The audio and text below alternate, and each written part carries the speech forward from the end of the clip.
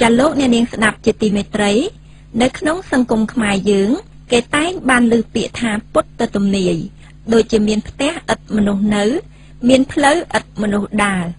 នៅពេលនេះវិទ្យុខ្មែរប៉ុស្តិ៍សូមលើកយកលិខិតមិត្តអ្នកស្ដាប់ដែលបានផ្ញើមកកាន់កម្មវិធីរបស់វិទ្យុខ្មែរប៉ុស្តិ៍នាពេលកន្លងមកដែលមានចំណងជើងថា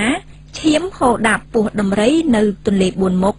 តើពាក្យទំនាយនេះវាបានបង្កប់នៅអត្ថន័យយ៉ាងណានោះសូមលោកអ្នកនាងតាមដានស្ដាប់នៅនីតិសាសនាដែលមានលោកសុវណ្ណរិទ្ធីជម្រាបជូនលោកអ្នកនាងពិស្ដាដូចតទៅ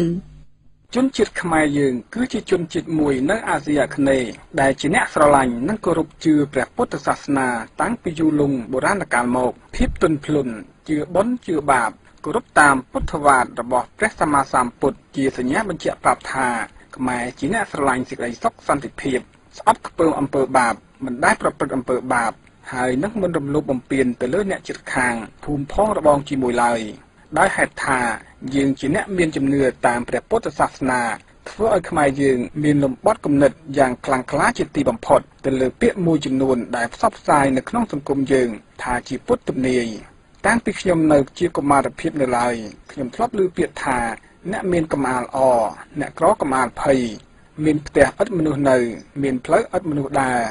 ក្អែកពំផ្លែលាវាដើររីគ្រប់ស្រុកស្ដេចសតូចស្ដើងសោយរាជនគរ3ឈាមហូរដាប់ពោះដំរីនៅទន្លេបួនមុខតើទាំងអស់នេះជាពុទ្ធទំនាយមែនឬ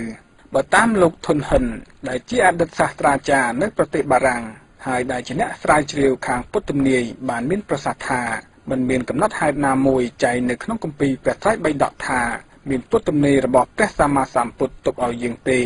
បើដូច្នេះតើពុទ្ធទំនាយនេះវាកើតមកពីណាតើអ្នកណាជាអ្នកបង្កើតវាខ្ញុំគិតថាពាក្យទាំងអស់នេះគឺកើតមកពីយួនវាបង្កើតពាក្យទាំងអស់នេះឡើងហើយយួនខំប្រឹងអនុវត្តផែនការលេបទឹកដីខ្មែរយើងហើយរុញទម្លាក់យើងទៅក្នុងអ្វីដែលគេហៅថាជាពុទ្ធទំនាយនេះតាមពិតវាគឺជាពុទ្ធទំនាយ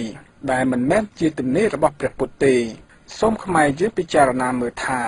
1អ្នកមានកំអាលអអ្នកក្រកំអាលភ័យ